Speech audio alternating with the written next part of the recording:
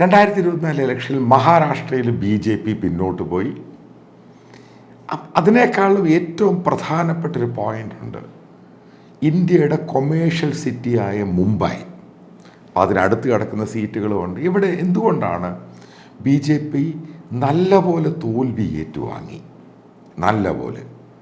കാരണം നിങ്ങൾ 2014 2019 ഇലക്ഷൻ നോക്കുകയാണെങ്കിലും BJPക്ക് അടിയുറച്ച രീതിയിൽ ഈ ശിവസേന സഖ്യകക്ഷിയാണെങ്കിൽ പോലും BJPയോട് താല്പര്യമുള്ളവർ, മോദിയോട് താല്പര്യമുള്ളവരാണ് മുംബൈയിലുള്ള ഭൂരിപക്ഷം വോട്ടേഴ്സ്. അതിന് കാരണമുണ്ട്. മുംബൈയിലുള്ള അവിടുത്തെ ബിസിനസ് കമ്മ്യൂണിറ്റി ആണെങ്കിലും നിങ്ങൾ ആരെയും നോക്കുകയാണെങ്കിലും ഏറ്റവും കൂടുതൽ ഗുജറാത്തികളാണ്. എന്തുകൊണ്ടാണ് ഗുജറാത്തി കമ്മ്യൂണിറ്റി മോദിക്കെതിരെ, BJPക്കെതിരെ, അവർ സഖ്യകക്ഷിക്കെതിരെ വോട്ട് ചെയ്തത്? ഇത് BJP ശരിക്കും പഠിക്കേണ്ട വിഷയമാണ്.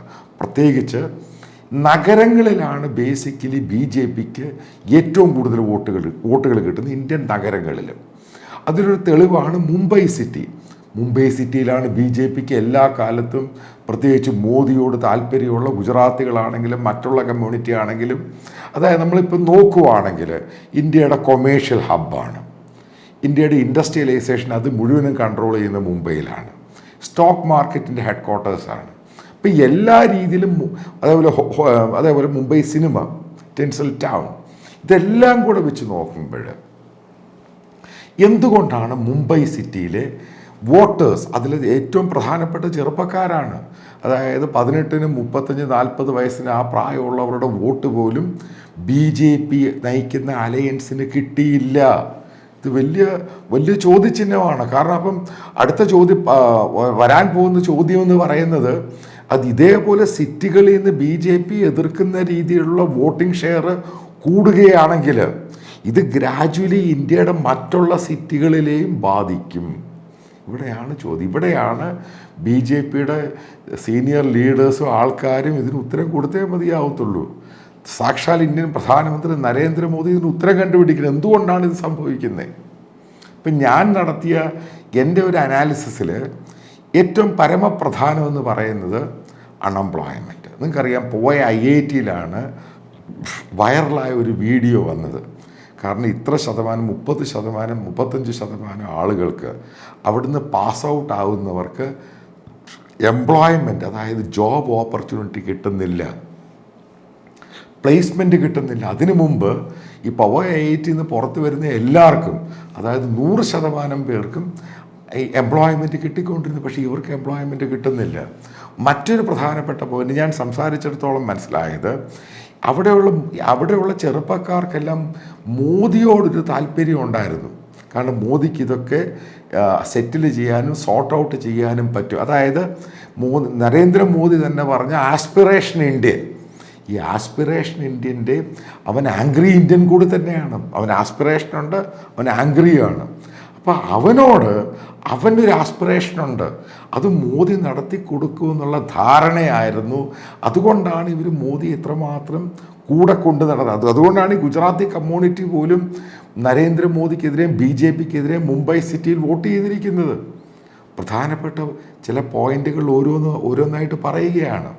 അതായത് ഇപ്പോൾ അവർക്ക് ജോലി കിട്ടുന്നു, അവരുടെ ലൈഫ് സ്റ്റൈൽ മാറുന്നു. അത് ഈ പറയുന്ന പോലെ മോശമായ ജോലി, ഡീസൻറ്റ് ജോബ് എന്ന വാക്കാണ്, അത് കിട്ടുന്നു, അവരുടെ ലൈഫ് സ്റ്റൈൽ മാറുന്നു. ഇതൊക്കെ ഇവർ വെൽ ഫോക്കസ്ഡായിട്ട് നരേന്ദ്രമോദിയിൽ കൂടെ കണ്ടിരുന്നു. അതവർക്ക് കിട്ടാതായി. അത് വലിയ പോയിൻ്റാണ്. പിന്നെ മറ്റൊരു പോയിൻ്റുണ്ട്. അതായത് ഇപ്പം നരേന്ദ്രമോദി എപ്പോഴും പറഞ്ഞ സ്റ്റാർട്ടപ്പുകൾ, ഈ സ്റ്റാർട്ടപ്പുകളിൽ കൂടെ എത്ര ശതമാനത്തിന് ഈ സിറ്റി ലൈഫിൽ എത്ര പേർക്ക് ജോലി കിട്ടി, ഇതിനെപ്പറ്റി ഒന്നും ഡാറ്റ കേന്ദ്രത്തിൻ്റെ, ഇപ്പം കൊമേഴ്സ് മിനിസ്റ്റർ ആണെങ്കിലും ഫിനാൻസ് മിനിസ്റ്റർ ആണെങ്കിലും ലേബർ മിനിസ്റ്ററാണ്, ഇതിനെപ്പറ്റി പ്രോപ്പറായിട്ട് ഉത്തരം കൊടുക്കുന്നില്ല. എത്ര പേർക്ക് പുതിയ സ്റ്റാർട്ടപ്പിൽ കൂടെ ജോലി കിട്ടി, ഇതൊക്കെ പ്രധാനപ്പെട്ട ഘടകമാണ്. പിന്നെ അതേപോലെ തന്നെ ഈ മുംബൈ സിറ്റിയിലുള്ളവർക്ക് ശരിക്കും കമ്മ്യൂണിക്കേഷനൊക്കെ ഉള്ളവരാണ്. അവർ TV കാണുന്നവരും വാർത്ത വായിക്കുന്നവരും എല്ലാം അപ്ഡേറ്റ് ചെയ്യുന്നത് ഡിജിറ്റലി കൂടെ കാണും. കാരണം മുംബൈ സിറ്റിയാണ്, വലിയ ലോകത്തിലെ തന്നെ ഏറ്റവും വലിയ സിറ്റിയാണ്. അപ്പം അവർക്ക് മനസ്സിലാകാത്തൊരു സംഭവം, എന്തിനാണ് ഈ അജിത് പവാറിൻ്റെ കൂട്ടരെ ഇലക്ഷന് മുമ്പ് നരേന്ദ്രമോദി ബി ജെ പിയിലോട്ട് കൊണ്ടുവന്ന്, അതായത് ഹൈലി കറപ്റ്റഡ് ആയിട്ടുള്ള പൊളിറ്റീഷ്യനാണ് അജിത് പവാർ. അതേപോലെ തന്നെ അശോക് ചവാൻ, മറ്റൊരു കറപ്റ്റഡ് ആയിട്ടുള്ള കോൺഗ്രസ് പൊളിറ്റീഷ്യൻ. ഇവരെ ഏകദേശം 30-35 പേരാണ് മഹാരാഷ്ട്രയിൽ നിന്നും അജിത് പവാറിൻ്റെ കൂടെയും അതേപോലെ ഷിൻഡെയുടെ കൂടെ ഒക്കെ ഉള്ളവർ പെട്ടെന്ന് ഇങ്ങോട്ട് വരികയും ഇവരുടെ എല്ലാ കേസുകളും ഒരു സുപ്രഭാതത്തിൽ ഇല്ലാതാക്കി കളഞ്ഞു. അവിടുത്തെ ഒരു ബി ജെ പി നേതാവ് പറഞ്ഞൊരു സംഭവമാണ്. ആ ബി ജെ പി നേതാവ് പറയുന്നൊരു പോയിന്റും കൂടെ ഉണ്ട്. ഈ കേസുകളെല്ലാം ഉണ്ടാകുവാനും അവർക്കെതിരെ പ്രതിഷേധം നടത്തിയതെല്ലാം ബി ജെ പി ആണ്. അവരാണ് ആ ഏറ്റവും വലിയ നിയമസഭയിലും പ്രക്ഷോഭം ഉണ്ടാക്കി, പുറത്തും പ്രക്ഷോഭം ഉണ്ടാക്കി. അതിൻ്റെ പേരിലാണ് അവർക്കെതിരെ കേസെടുക്കുകയും ചാർജ് ഷീറ്റ് കൊടുക്കുകയും ആ ട്രയലുകളെല്ലാം നടക്കുന്ന സമയത്ത് പെട്ടെന്ന് ബി ജെ പിയിൽ വരുന്നു. അജിത് പവാറിൻ്റെ ഭാര്യ ഉൾപ്പെടെ വരുന്നു. ഇവരുടെ കേസുകളെല്ലാം ഒരു സുപ്രഭാതത്തിൽ ഇല്ലാതായി പോകുന്നു. ആലോചിച്ച് നോക്കുക. ഇത് മുംബൈയിലുള്ള ജനങ്ങൾക്കും ചെറുപ്പക്കാർക്കും ഇതിനോട് താല്പര്യമില്ല. പ്രത്യേകിച്ച് ഈ പറയുന്ന യങ്ങർ ജനറേഷന് അഴിമതി എന്ന് പറയുന്നതിനെ പൂർണ്ണമായിട്ട് എതിർക്കുന്നവരാണ്.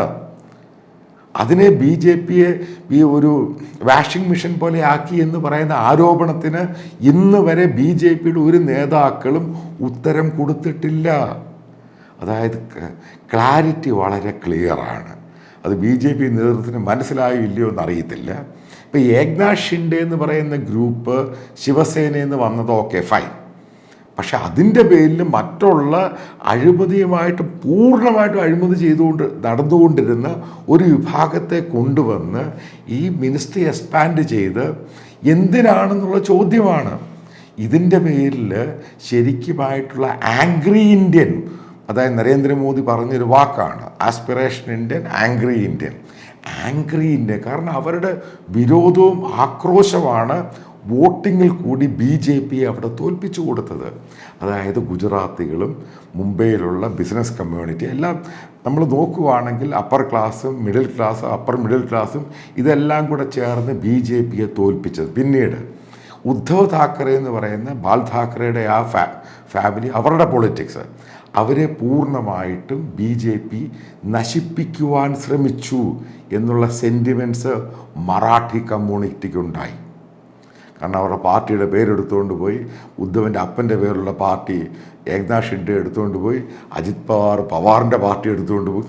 ഇതൊന്നും ബേസിക്കലി ഒരു നോർമലായിട്ട് ഒരു നോർമൽ സിറ്റിസണ് ദഹിക്കുന്ന കാര്യമല്ല. കാരണം അവരുടെ മുമ്പിൽ വെച്ച് നടക്കുന്ന കാര്യങ്ങളാണ് ഇതൊക്കെ.